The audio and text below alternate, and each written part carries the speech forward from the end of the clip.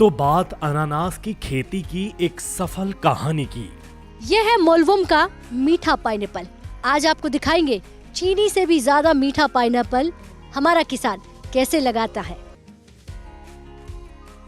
हमारी मुलाकात इस किसान परिवार से हुई। अनानास की लहलहाती खेती इन्हीं की कड़ी मेहनत का नतीजा है, जो लंबे समय से पारंपरिक खेती से हटकर कुछ अलग कर रहे हैं। अनानास की खेती भी इन्हीं फलों में से एक है। बातचीत में हमें पता चला कि ये ऐसी फसलें हैं जिनकी एक बार बुआई या रोपाई करने पर कई सालों तक मोटी कमाई होती रहती है। इसके पौधों की रोपाई करने के बाद फसल तैयार होने में 19 से 20 महीने लग जाते हैं और साल भर में 3 से 4 बार खरपतवार निकालने पड़ते हैं। पाइनएप्पल की इस खेती में हमारे किसान भाइयों की बड़ी मेहनत है। हम भी किसानों की मेहनत समझने के लिए पाइनएप्पल के इस खेत में उतर गए। किसानों ने बताया कि इस फल के उत्पादन के लिए पूरी तरह जैविक तरीका अपनाया गया है। ऐसे में यह फल और भी ज्यादा लाभदायक है। तो किसान यात्रा में मोलवुम गांव में पहुंच चुकी हूं और जैसा मैंने आपको बताया था कि आज आपको 2 गांवों के बारे में बताऊंगी, क्योंकि कहानी किसान यात्रा की है, किसान के विकास की है, बढ़ते हुए भारत के किसान की है। तो हमारी माता जी जो मोलवुम में रहती हैं और मीठे पाइनएप्पल अपने खेतों में लगाती हैं। पूरा भारत इन पाइनएप्पल का दीवाना है क्योंकि ये बहुत मीठा है। हमने भी खाया, बहुत स्वादिष्ट है।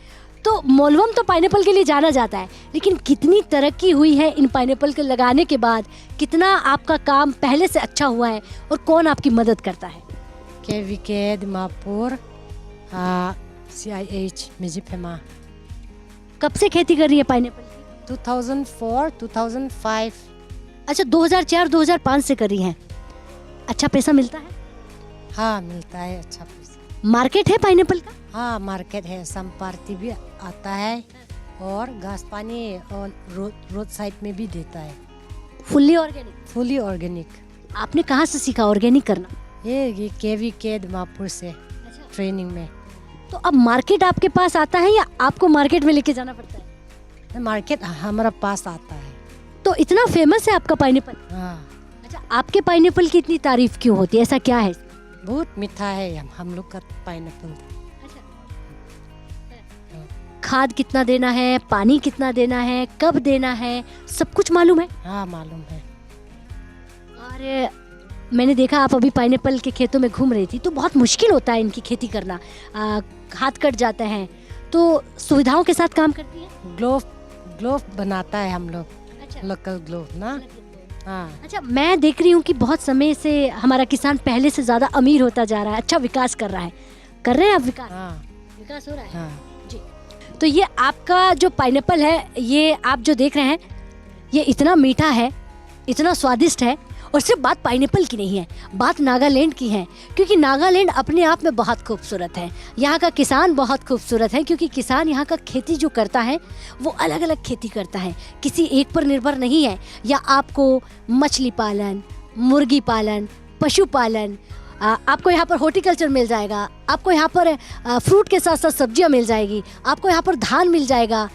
तो नहीं जाने यहाँ का किसान क्या क्या यहाँ पर करता है, क्योंकि इतना समझदार है। किसान को मालूम है अगर किसी एक खेती पर निर्भर रहे तो नुकसान तय है। इसलिए विज्ञान से जुड़कर, KVK दिमापुर से जुड़कर, क्योंकि दिमापुर KVK इनके नजदीक रहता है, इसीलिए आज की जो कहानी थी वो थी कि हमारा नागालैंड पहाड़ों में रहने वाला किसान कितनी तकलीफों से गुजरता होगा। सच तो यह है कि यहाँ का किसान जागरूक है, समझदार है और खेती कर रहा है। तो देखिए, शाम ढल रहा है और अगर पहाड़ों में है तो शाम थोड़ी जल्दी ढल जाती है, अंधेरा थोड़ा जल्दी हो जाता है। तो इसी अंधेरे से बचते हुए हम भी लौट चलते हैं अपने आशियाने की ओर। मुझे दीजिए इजाजत, देखते रहिए नागालैंड से किसान यात्रा। देश के अन्य हिस्सों के साथ साथ प्रकृति की गोद में बसा नागालैंड जिस तरह विकास की दौड़ में रफ्तार भर रहा है, लोग आत्मनिर्भरता की ओर कदम बढ़ा रहे हैं। उससे ऐसा लगता है कि 2047 तक देश को आत्मनिर्भर और मजबूत विकसित राष्ट्र बनाने का संकल्प आसानी से पूरा होगा, क्योंकि कृषि प्रधान देश में किसानों की खुशहाली ही देश को उन्नत बना सकती है। किसान यात्रा के इस पड़ाव में भी आपने देखा कि गांव-गांव अन्नदाताओं की सूरत बदल रही है। नई तकनीकी आत्मनिर्भर होने की सोच पूरे भारत को बदल देगी। तो आज की किसान यात्रा में बस इतना ही। हम फिर मिलेंगे एक नए एपिसोड में नई यात्रा के साथ।